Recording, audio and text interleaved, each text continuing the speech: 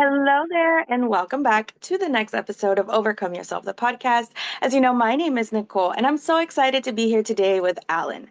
Alan has quite the story of overcoming and making it out, and look at all his amazing certificates behind him. So we cannot wait to hear his amazing journey. So, Alan, take it away. Please introduce yourself. Tell us a little bit about you and who you help.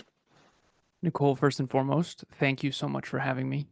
I You mentioned in the pre-chat about gratitude being foundational for you, and for me, I started listening to podcasts 10 years ago after a tough car accident I had that we can get into, but they podcasts and podcasters really helped me sort of reorient my life in a much more positive direction, and now I get to do that too for a living, so it's really cool. Thank you so much for having me, first and foremost. Honor.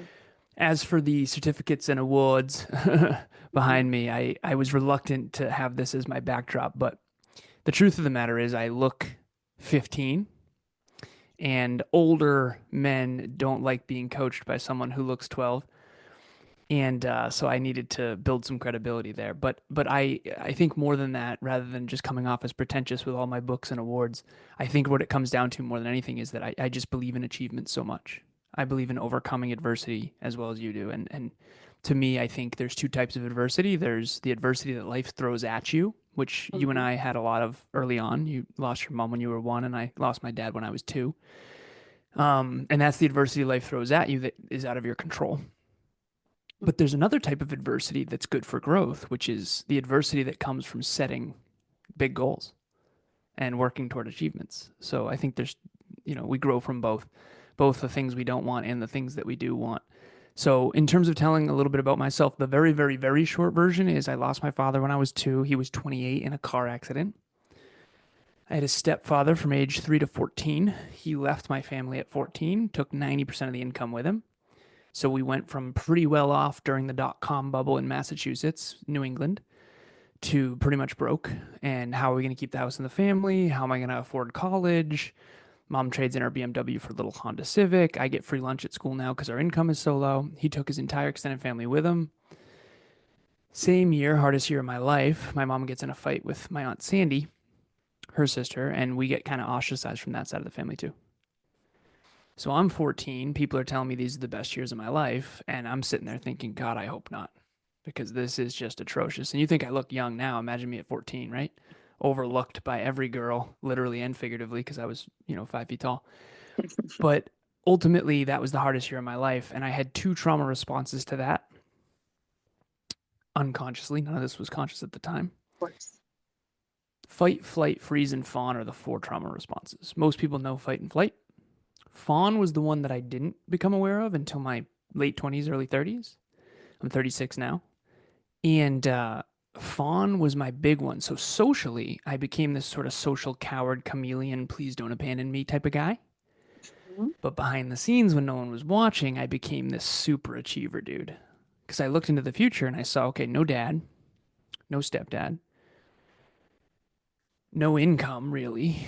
Mom and sister, aren't doing super well in the economy.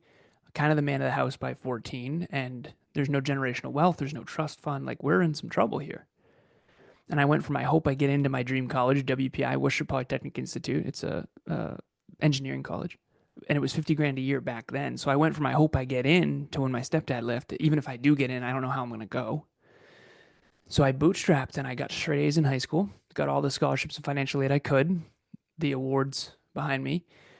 President George W. Bush has a letter that's signed by him behind me called the President's Award, and basically it means you get straight A's through all of high school. So I became this sort of social chameleon coward, but behind the scenes, just so much drive, it's not even funny. So fortunately, I got scholarships and financial aid, computer engineering degree, master's in business, off to the races, succeed, succeed, succeed. Corporate became a 1% earner in my early 20s. All different tech companies. Computer engineer, 21st century, it makes sense, especially after '08 when Mhm. things are coming back.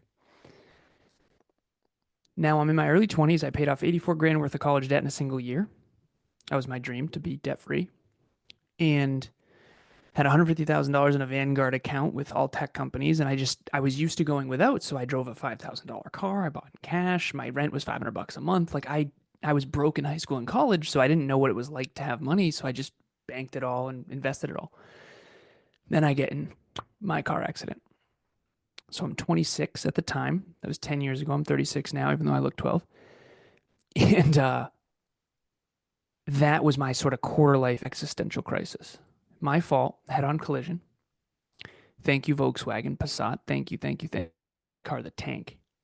Totally saved my life. Both airbags deployed. We were okay. My little cousin and I. So that for me was the turning point of okay, I've achieved a lot of my dreams. I know my boss's boss's boss. I work for industrial automation. I'm a sales engineer for Vermont, Connecticut, and Western Massachusetts for a company called Cognex. I make almost $200,000 a year, and that's increasing rapidly, but I'm unfulfilled. And the truth of the matter is, it's really important to be successful and fulfilled. And I flipped the script and I did this wrong, and I'll explain. But I went all in after that on fulfillment. That's when I found personal development, personal growth, self improvement, personal fulfillment. That's when I worked on myself, mental health. So I went inward. Started a little company called Alan Lazarus LLC, what you'll never learn in school but desperately need to know. Went broke, liquidated all my assets, went past zero, into debt again, and went broke. And then we started a podcast that was called the Hyperconscious Podcast, and it's now called Next Level University. 175 countries, million plus listens, million plus dollars as a business, 18-person team now, which is wild. But the point that I'm making is, for a while there, I went from externally successful and internally unfulfilled to I flipped the script and I got fulfilled, happy, healthy, productive, fitness model, fitness competitor, fitness coach. I've got the bodybuilding trophies behind me. Fell in love with working on myself, but I went broke. So I went from externally successful and internally unfulfilled to super fulfilled internally, but now I can't sustain it because I ran out of money, which also kind Mhm. of sucks, right? It's better, but it still sucks. And the point, and I'll get off the soapbox here in a second, the point here that I've come to realize after coaching, I've been coaching for 10 years now, mentoring for the first two, and then coaching for 8. The only difference is I started getting paid. But ultimately, the last 10 years has been behind the scenes, thousands and thousands and thousands and thousands of hours, literally 7,000 plus. I track everything. I'm an engineer, coaching sessions one on one with people all over the world. So I'm not just talking. External success plus internal fulfillment is extremely difficult to do. And the reason why is because what the economy pays a lot for is very rarely the most meaningful work. Sometimes it is, but very rarely. And if you can be both externally successful and internally fulfilled, that's a mountain that gets higher as you climb it. And you know you're there. It took me till my 30s to get there, but you know you're there when you sit there and go, okay, I want my future to be an amplified version of what it already is. That is so important. Um, the common theme I have with so many of my guests, I had it all. I had the money, I had the job, I had the house. It was all my dream, and I hated every second of it. Like the house was blah, my family, like whatever, and it was just miserable, and they were miserable. But I think you bring up such an important point of the other side of that, where there has to be a happy medium, where it's Yeah. not all just about fulfillment. Well, I mean, it is, but we also have to have the balance of having income. Like, there's nothing wrong with that. Like, it's good to make money. It's necessary. It's um, not just good, it's necessary because you it's can't necessary. sustain fulfillment without it. Yeah. Yes. So tell me about that. Can you tell me then how that journey evolved and what tips you have for our audience who are looking for that fulfillment plus income, profit, having a life, not just slaving away. Yeah, it's important. It's very hard to do both because, like I said, it's you're either you either work to live and those people end up successful but unfulfilled, or you live to work. No, no, no. Let me rephrase. You either work to live and those people end up less successful because they maybe don't grind enough. But there's other people who live to work, the workaholics, right? And those people end up unfulfilled but super successful. It's very hard to balance that pendulum and stay centered in that. I mean, it's a whole thing. It's a lifelong journey that never ends. But just to provide context, so I started out as a fitness coach, and then I was a mindset coach, and then I was a peak performance coach, little short time life coach, and then I became a business consultant. And then eventually it was business coach. But here's what I figured out. People don't pay for a personal development coach, but they do pay for a business coach. So people come to you for what they think they want, and then you give them what they actually need. So people come to me because they want me to help them grow their revenue, and that they'll pay for that. Right? If I grow your revenue by 30% and that's an additional $300,000, you can pay me a portion of that. Not a problem, right? People invest in business coaches, especially people that are early entrepreneurs that don't know what they're doing. However, what it ends up being is personal development.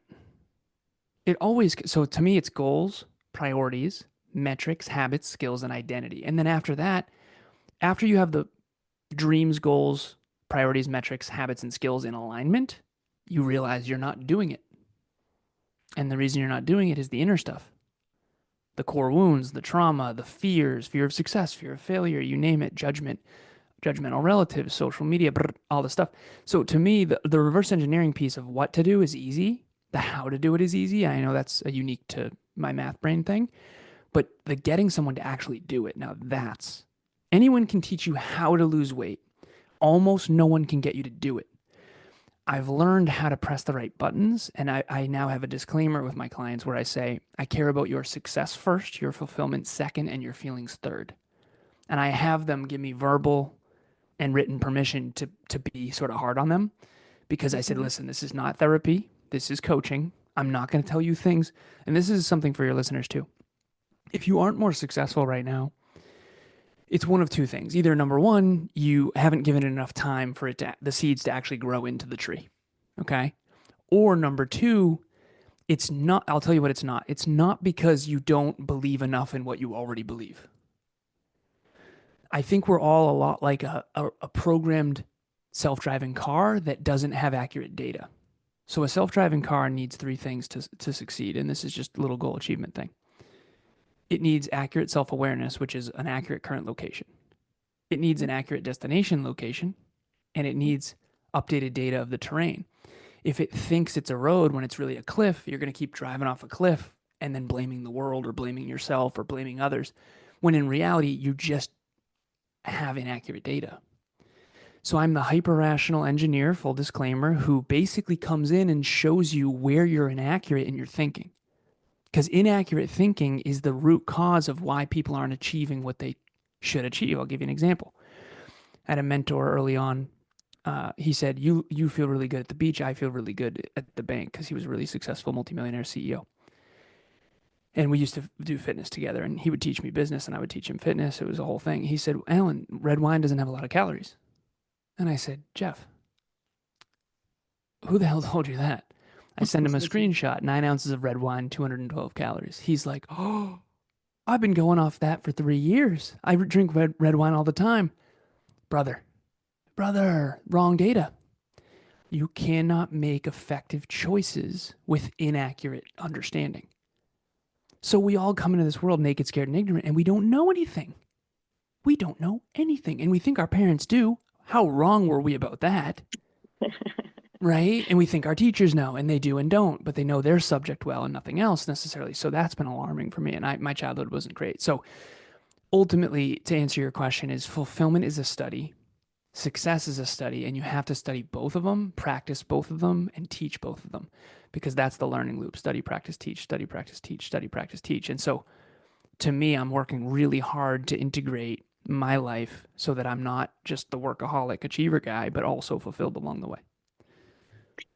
I think that makes a lot of sense. And something that I thought of when you were saying how we have to take care of us for the success because we're trying to do these things is kind of like when someone says, "Oh, you have to wake up early, wake up 2 hours early."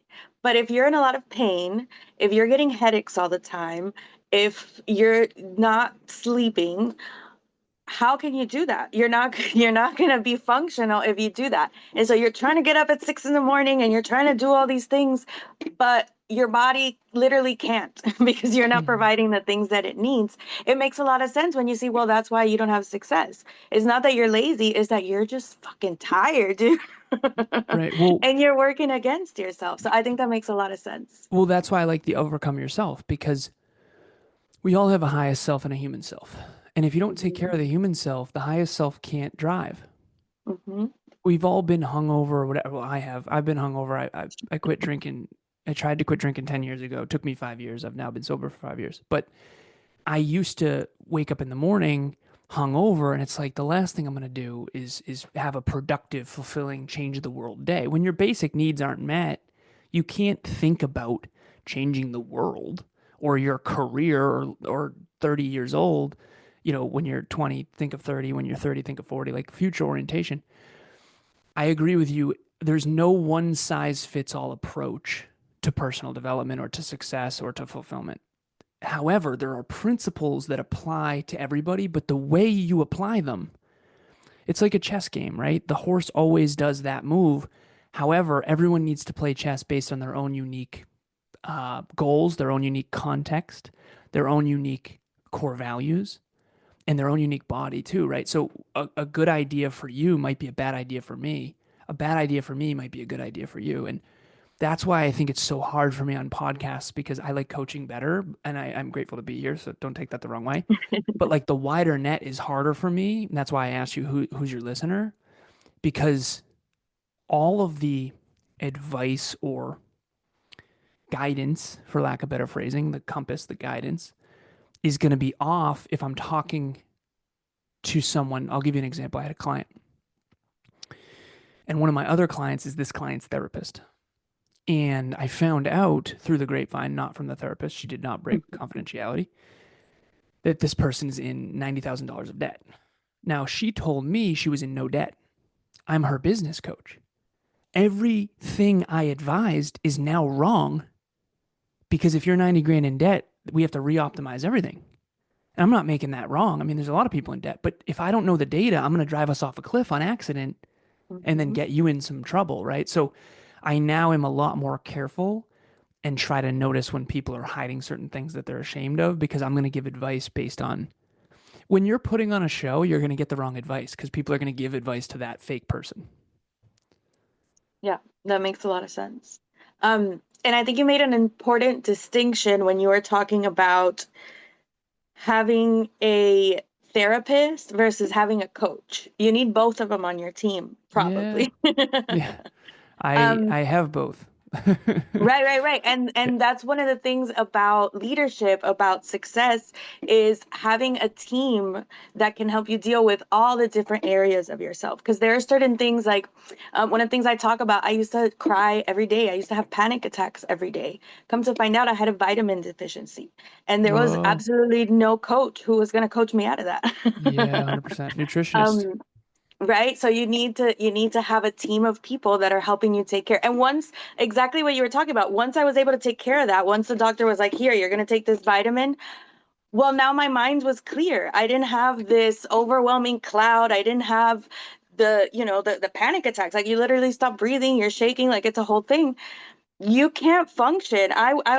I couldn't function. And then I was like, well, why am I not doing more? Because you're tired, because Mhm. you've got something going on in your brain and you're driving off a cliff. And every time you make this little turn, you're like, ah, and it's Yep. because you're driving off a cliff, right? And so I think it's really important just to say that yes, you need a team and everything is very specific. Yep. Because any advice that coaches could have given me, well, just stop crying, like just Yeah, practice yeah, yeah. gratitude. All of that helped. That's what I learned, but it didn't fix what was going on. And so I think it makes a lot of sense. I understand the casting the wide net versus, being more specific. So bring it back around to gratitude. Can you tell me what part gratitude plays in your journey from your car accident to where you are now, or in your clients' journeys as they're working on themselves and doing this personal development with you for their Well, business? the first thing to share, and I'm grateful for the question. I think that all of us end up in um, two different. I'm going to over categorize for a second, and I'm doing this knowing I'm over categorizing. So, just everyone out there watching or listening, understand that. So, I was with a mom not long ago who has 4 children, and she said I should have been a little more cautious of my ex because he was an only child. And this person, I'm not saying that all only children are bad. That's not what I'm saying at all. What I am saying is that statistically speaking, I do think that only childs tend to be a little more entitled. I think there's a correlation there. And it makes sense because they get all of the attention, right? It makes sense. And your sibling isn't beating you up and, telling you you're dumb. I had an older sister who beat me at everything until I was like 15, right? um, and so uh, we're all born into one of two sort of buckets. Bucket one is the bucket that I didn't choose that was really quite atrocious. Uh, and I need to be as clear as possible. I had a lot of really wonderful things too, but right now I'm going to highlight the less ideal things. Okay, father passed away, never knew him. I was 2 years old. Older sister who was 6, mom was 31, stay at home mom. So we were broke. And my stepdad came into the picture and he left at 14. Okay, so, and my mom and stepdad did not get along, and that's a polite way to put it on a public medium. So for me, the whole like stepdad leaving, going from boats and ski trips, like he got the apartment building and the yacht, we got the house and the dog, and we didn't know how we were going to keep the house. And while there was some wonderful things for sure in my childhood, 90s, dot-com bubble, America, I mean, there's some good stuff, right? I mean, the 90s were wild. I mean, especially in the US, by far the largest economy in the world still. But back in the 90s, it was another level. It was wild. But at home, things weren't good. From the outside looking in, it looked great. From the inside out, not so good. What's my point? When you have so much stripped from you from such a young age, you lose entitlement. Any spoiled brat syndrome that you have is just ripped out from under you. Now, there's good and bad news with that. The bad news is you usually have low self-worth and you usually struggle with self-worth because you're so used to losing. The good news is if you have high self-belief, you will have a positive trauma response to that adversity. That's a big if though. My trauma response to adversity, overcoming, was aim higher, work harder, get smarter. Aim higher, work harder, get smarter. Aim higher, work harder, get smarter. Now, as I've aged in my 30s, I've come to realize that's very, very rare. Most people who deal with a high ACE score adverse childhood experiences usually end up early mortality and not actually believing in themselves and having no self-worth. Okay. But the good news is they're not entitled. They're willing to work for things. The problem is they're usually willing to work for other people, be treated like shit, that whole thing. Okay, so they need to work on self-worth and self-belief. The other bucket is the bucket that I have a hard time working with, which is the people who want big rewards for minimal effort, the people who were kind of handed everything, the people who they just have inflated self-worth. They don't mean to, they just think they're awesome. And they're so used to, I had an ex-girlfriend who was given a lot from a very, very young age. And she has this sort of air of high value and entitlement that just didn't vibe well with me. And I think that as an entrepreneur, speaking just to entrepreneurs, if you have any level of entitlement, you are screwed. Because people say, oh, I want to start a business because I want more free time. Like, dumbest idea ever. Because for the first decade, it's going to be nothing short of absolutely brutal. And this is coming from someone who like has passed the $1 million mark through just brute force sweat equity. Kevin and I, my business partner, came from nothing, both without fathers. Like, he has no entitlement, and that's why we win. Because people say, well, you're your own boss and all stuff. No, listen, I work with 106 podcasters and business owners. They're all my boss, right? If I don't generate revenue, we don't pay the team. We don't pay the team, the business dies. Like, it's different than what people think. That said, my point of this whole thing, gratitude, how does it come in? To bring it back to gratitude, for me, we had our heat go out last week, the furnace. And I said that I talked to my girlfriend, Emilia, future wife. We lived together. And I said, sweetheart, that was good for me. And she said, what do you mean? I said, I remember what it was like to go to Salvation Army for clothing. I needed a little bit of perspective. Like, it was good to not have heat. We had space heaters, and it was good for me to see how good I have it. Because now I have a, beautiful condo, and I drive a Tesla, and, everything's, 18-person team and beautiful computers and electricity and running water. And I mean, this was built in 2005. It's a really nice place, and HOA fees, and everybody does the landscaping for me. So I've gotten soft. I haven't, because I've not let myself. To me, you have to have a balance of and I don't want this to come off as toxic masculinity because it's not, but you have to have this duality of like, listen, if you took it all away, I can build it back because I've learned how to be grateful for even running water. Okay, seriously, like I filled up my water earlier thinking like, wow, filtered running water, like this is wonderful. And I'm also going to be very, very successful. So it's like, how do you know your value, but also be grateful for even the little things? And then the big Mhm. things you can strive for. And so I'm a little weird with this, but I'm striving, never arriving. For me, I'm trying to reach my potential. And a lot of people they start to arrive and they forget what it was like in the beginning when they had to build it all from scratch. So I try really hard to hold on to where I came from, which was really adverse. And I think that helps me stay grateful along the way, even though things are obviously wonderful. I mean, I have nice clothes and I can afford, whatever I want within reason. It's different. It's a different game than it used to be, but I can't lose that like that drive and that lack of entitlement. That's what actually built it, you know? Yeah, to be able to, I don't want to have to look back and be like, man, I had it so good and I didn't even realize it. I want to live every day and be like, I'm so grateful for the seat. I'm so grateful for the phone. I'm so grateful for you, Alan. Like everything around me, I have to intentionally choose to practice gratitude for it. Nice. Because we all know that life, the only thing certain is that things change. Like Yeah. everything changes. And so, how can I enjoy this moment where I am right now? Because it's the only thing that really exists is right now. Right. And so gratitude brings us back here. And I love how you counter that and you're like, I remember, because it's so easy to be like, oh, it's just water.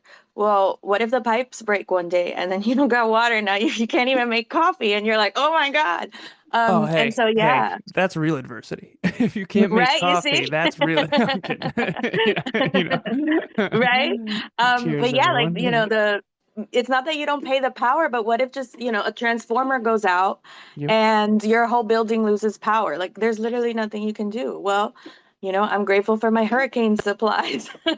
Right. Well, that's the thing. When you learn how to be grateful for the little things, you expand your ability to work hard for the greater things. I mean, I had to be grateful for 4 listens a day back in the day, and it took us an entire year, 52 weeks, not missing a single episode to get 1,056 listens. And now we get more than that every day.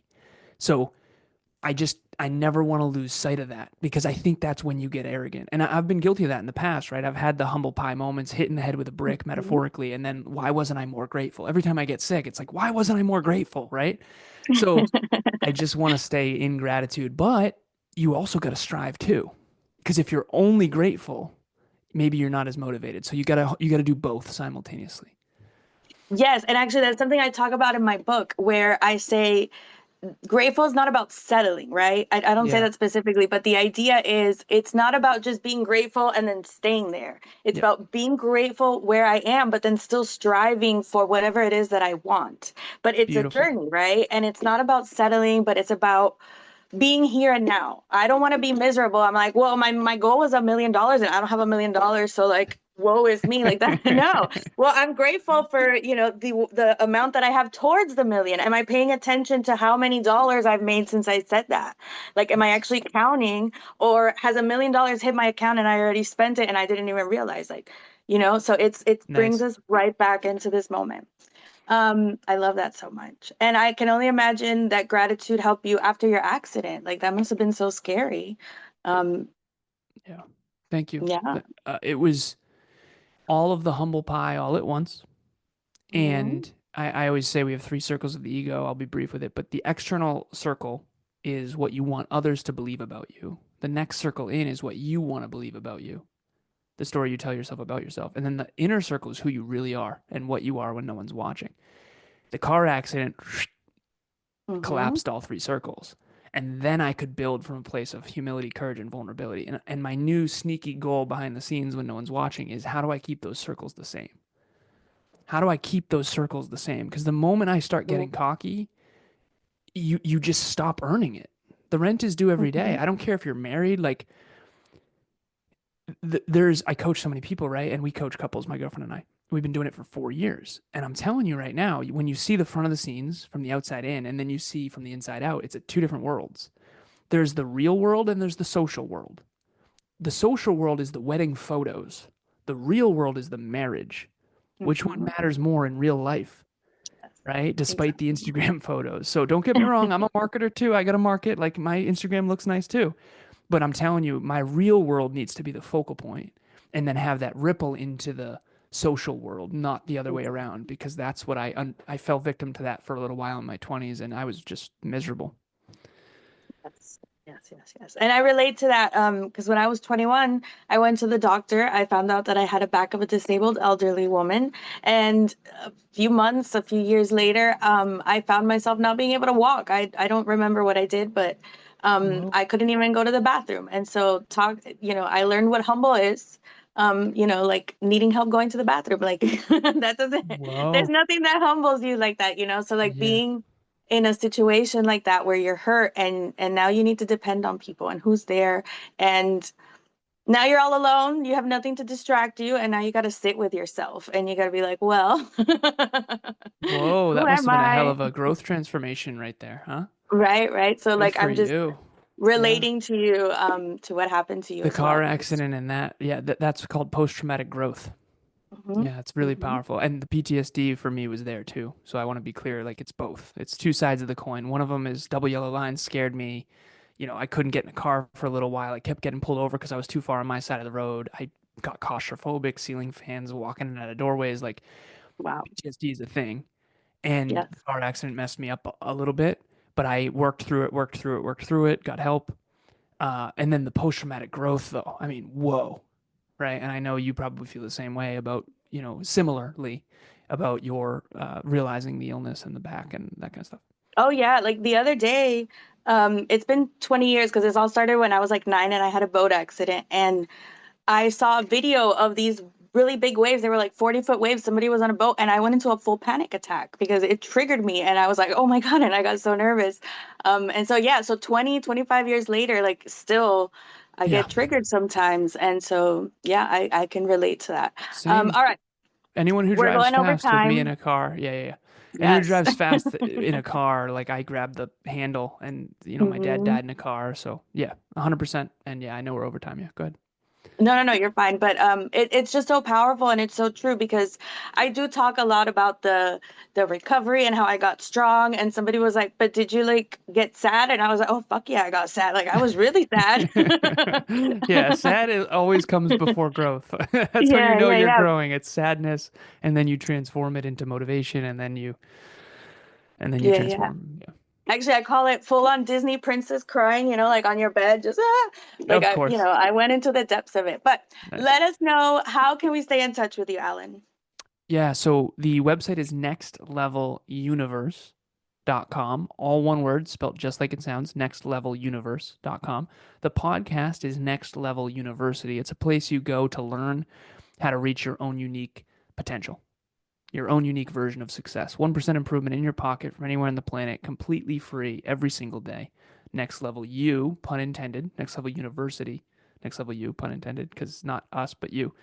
And you can reach out on Instagram, Lazarus88, Alazars88 on Instagram. And I also sent you a link Yes. to book a free breakthrough session. If anyone wants to grow, scale, start, monetize a business online, I've been doing this for a long, long, long time. I made a lot of mistakes and I can definitely accelerate your progress. I'm not going to help you skip steps because I think that's kind of fake, but I will help you accelerate your progress way faster than I did. Yes, it's like learning math. Like you got to learn how to do it the long way so you know how to shorten it, right? But you got to do it the long way first. It's an accumulation. Yeah. Yes. So last tip, what's like the biggest aha moment, the biggest thing you tell your clients that just changes their whole life? The first one is the Pareto principle. It's 20% of your time and effort is responsible for 80% of your results. And I'm going to do a little bit of math here for a second. But if you take 20% of 20% of 20% of 20%, you get 0.04%. Meaning in life, we're all juggling a lot of balls, right? Wife, husband, pets, kids, house, career, but we all, fitness, all of it. However, if you get really good at finding the things that matter a lot and focusing more of your effort, more of your time, more of your effort on those things, you get leverage. The world is exponentials, and I'm an engineer, so like I'm always looking for the leverage points. Like this podcast, for example, coaching, training, and podcasting are what's necessary for my career, for my impact, for my profitability. That, if you figure out what your big three are, not one, but three, and then focus most of your intentional effort there, that brings a far greater return long term. Because we all in the 21st century get very distracted very easily. And unfortunately, that basically means you're going to wander around and drift around like I did, and you'll end up a wandering generality instead of a meaningful specific who's both fulfilled and successful. Like the world will only know you for a couple things. You got to make sure that you pigeonhole yourself, but in a way that it's meaningful progress for you. Phenomenal. That is amazing. Thank you. Thank you, Alan. This has been wonderful. I really appreciate you, everything you've shared with us, and your amazing knowledge. And we will catch you guys next time on the next episode of Overcome Yourself. Bye. Thank you.